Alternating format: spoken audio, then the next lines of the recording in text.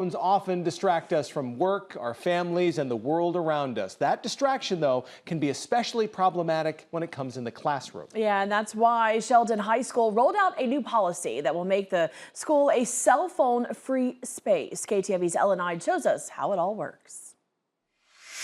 It's passing time at Sheldon High School, and students hurry off to their next class free of distraction. That's because of a new policy that went into effect that will allow students to keep their phones in their possession without them becoming a distraction in the classroom. When students enter the building, their phones must be placed into their assigned Yonder pouch. The pouch utilizes a magnetic lock system that, once closed, can't be opened without an unlocking base. Some schools just have their students leave them in lockers. Our students share lockers, and some of those share with friends. Some of them share with students they might not know as well. And so the locker piece didn't work as well for us. Our students are mobile in and out throughout the building a lot, and so it allows them to just keep their phones with them.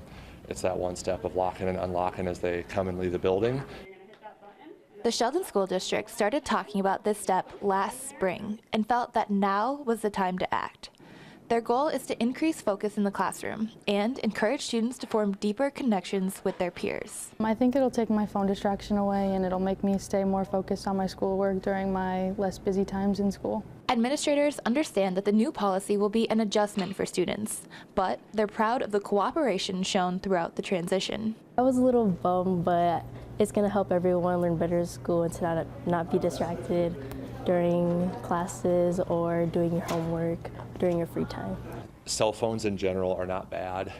With each update, with each next step, they just have taken up more and more space in our lives and space in our attention.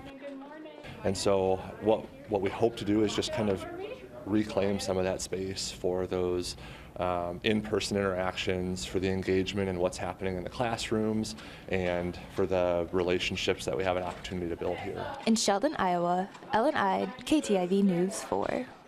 Sheldon High School worked with several surrounding school districts as they rolled out the new policy. Sheldon administrators hope their example is one that other schools can follow.